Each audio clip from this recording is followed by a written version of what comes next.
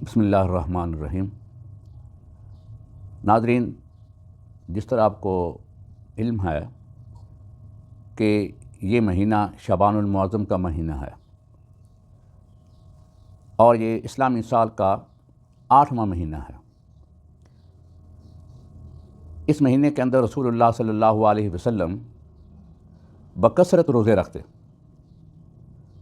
اور روزے کو تقریباً اپنا معمول بنا لیتے، اور بعض سالوں کے اندر تو رسول اللہ صلی اللہ علیہ وسلم نے پورا شعبان ہی روزے رکھے ہیں۔ حضرت عائشہ صدیقہ رضی اللہ تعالی عنہا نے ایک دفعہ آپ سے یہ دریافت کیا کہ یا رسول اللہ صلی اللہ علیہ وسلم، روزوں کا جو مہینہ ہے وہ تو رمضان المبارک ہے، آپ اس مہینے کے اندر روزے کیوں اتنے زیادہ رکھتے ہیں؟ رسول اللہ صلی اللہ علیہ وسلم نے فرمایا کہ اس مہینے کے اندر لوگوں کے اعمال اللہ کے دربار میں پیش کیے جاتے ہیں، اللہ کے حضور پیش کیے جاتے ہیں۔ تو میں چاہتا ہوں کہ جب میرے اعمال اللہ کے حضور پیش کیے جائیں تو میں روزے کی حالت میں ہوں، صائم ہوں۔ اس لیے اس مہینے کے اندر تسلسل سے روزے رکھتے، یہ نہیں کہ کوئی کسی مخصوص دن وہ روزہ رکھتے، اور ایسا نہیں آیا، کوئی ایسی روایت نہیں ہے کہ فلاں تاریخ کو آپ نے روزہ رکھا ہے۔ چونکہ شعبان کا جو مہینہ ہے یہ رمضان سے پہلے آتا ہے اور رمضان کے اندر روزے فرض ہیں، یہ اس کا پیش خیمہ ہے، اس کی تیاری کا مہینہ ہے۔ اس لیے اس مہینے کے اندر آپ رمضان کی تیاری کے لیے روزوں کا زیادہ اہتمام کرتے۔ اس مہینے کے اندر ایک رات آتی ہے جسے شب بارات ہم بر صغیر کے جو ممالک ہیں ان کے اندر کہا جاتا ہے۔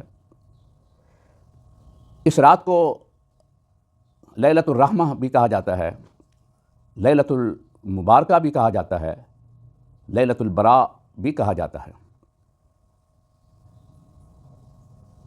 شب جو لفظ ہے، شب برات جسے ہم کہتے ہیں، یہ تو فارسی کا لفظ ہے، لیکن برات یہ عربی کا لفظ ہے، یعنی برات کی رات، شب برات۔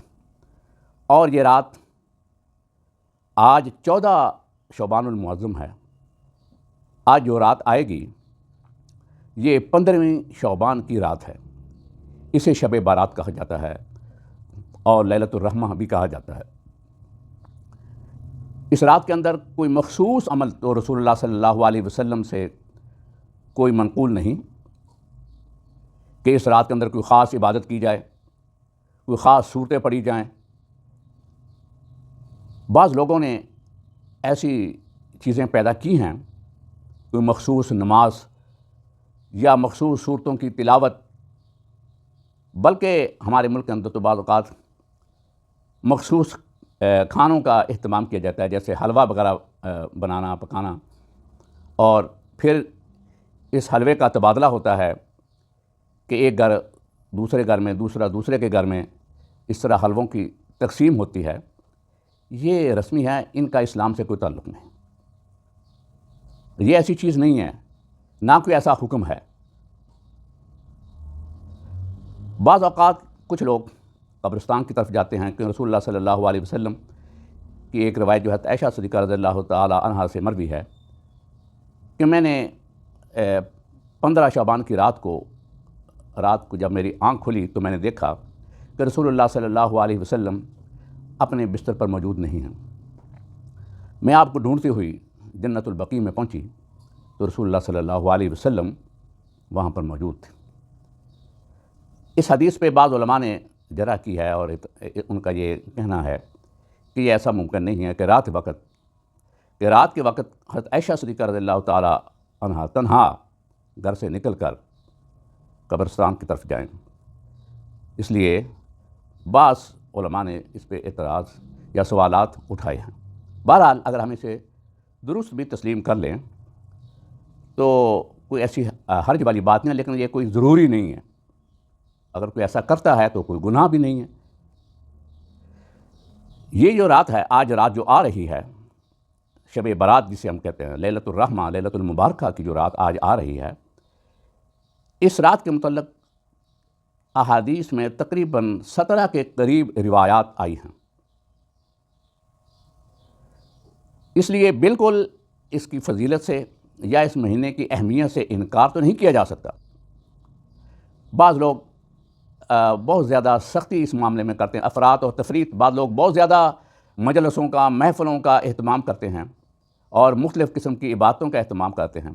بعض لوگ سر سے اس کا انکار ہی کرتے ہیں، جو یہ دونوں طبقے جو ہیں افراط و تفریط کا شکار ہیں۔ اس لیے ایسی بات نہیں ہے۔ تاہم اس مہینے کے اندر روزوں کا زیادہ اہتمام کیا جائے، اس رات کے اندر عبادات کا زیادہ اہتمام کیا جائے، اللہ کا ذکر کیا جائے، اللہ کی عبادت کی جائے۔ تاہم ایسی چیزیں کرنا جو کہ ہمارے اسلام کے اندر نہیں ہے، جن کا وجود، جن کا ثبوت نبی صلی اللہ علیہ وسلم کے تعامل سے ثابت نہیں ہے، صحابہ کرام کے تعامل سے ثابت نہیں ہے، ہم وہ کام کرنا شروع کر دیں، یہ مناسب نہیں ہے۔ یہ اسلام کے اندر ایک نئی چیز پیدا کرنے کے مترادف ہوگی۔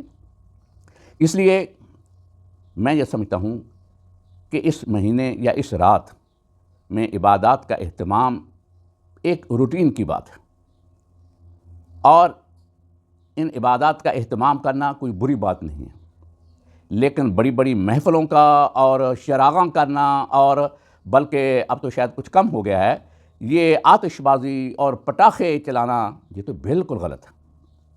اس کا اسلام سے کوئی تعلق نہیں ہے۔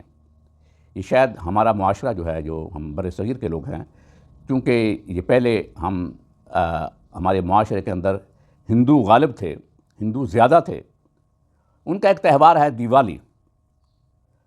اس دیوالی کے اندر جو رسومات پائی جاتی ہیں، ان میں سے بہت سی رسومات ہمارے مسلمانوں نے بھی بعض ایام جو ہمارے اسلامی ایام ہیں ان کے اندر ان کو اختیار کر لیا ہے۔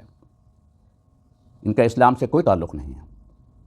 یہ چراغاں کرنا، آتش بازی کرنا، ایسی چیزیں بالکل روکنی چاہیے۔ ہمارے علماء کرام اور ہمارے خطباء اور ائمہ کرام جو مساجد کے اندر ہیں، انہیں چاہیے کہ ایسی چیزوں کے متعلق وہ واضح اپنا موقف دیں۔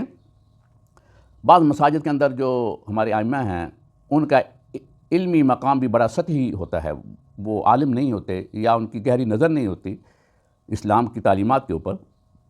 لیکن عام آدمی جو ہے وہ اس بات کا تعین نہیں کر سکتا کہ ہمارے جو امام صاحب ہیں، ہمارے خطیب ہیں، ان کا علمی معیار کیا ہے۔ اس لیے یہ ائمہ کرام یا خطبہ جو بات کہتے ہیں وہ اس پہ یقین کر لیتے ہیں اور اس کا اہتمام کرتے ہیں، اہتمام کرنے کی کوشش کرتے ہیں۔ اس لیے محفلوں کا اہتمام یہ کوئی زیادہ اچھی چیز نہیں ہے۔ میں یہ بھی نہیں کہتا کہ یہ غلط ہے، گناہ ہے، تاہم اس سے اسلام کے اندر، اسلامی معاشرے کے اندر نئی چیزوں کا اختراع ہوتا ہے جو ہمیں نہیں کرنا چاہیے۔ بس یہی مختصر طور پر میں شعبان المعظم یا اس کے اندر آنے والی رات، شب برات جسے ہم کہتے ہیں، اس کے بارے میں اپنی مختصر طور پر یہ جو رائے ہے اس کا میں نے اظہار کیا ہے، تاکہ جو آج رات آ رہی ہے ہماری عام لوگ جو ہیں وہ اس کے مطابق، اسلامی تعلیمات کے مطابق اپنی عبادات کا اہتمام کریں۔